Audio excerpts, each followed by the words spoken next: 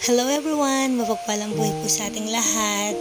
I want to make sure na healthy ang aking mga nakis na pusa, kaya nag-e-effort po talaga ako na magluto ng gulay para sa kanila. For today's menu po, kangkong na may kasamang pechay bagyo ang kanilang ulam. Lalagyan ko lang po ito ng giniling na baboy at konting isda.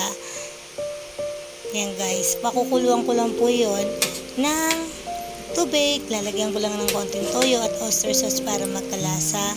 Kasi bawal po sa mga anak natin pusa ang maalat na pagkain. Yan guys. O tingnan nyo naman, mukha namang masarap, kahit tao pwedeng kainin yan. Nagpapasalamat ako at hindi masila na aking mga nakis na pusa. Yan naman si UK. Yan, kahit nagkasakit siya at nagkasugat sa paa, magana pa rin kumain. Thanks God. Yan si New Zealand. Yan yung huli kong video sa kanya simula nung nawala siya. Kasi guys, nang kinaumagahan, wala na siya sa kanilang cage. Nakakalabas kasi siya kasi maliit pa lang siya, nakakalusod sa butas. I'm just praying, hoping na ligtas sana siya sa naman siya naroroon at sana makabalik siya sa piling namin ng kanyang mga kapatid. Yan guys, so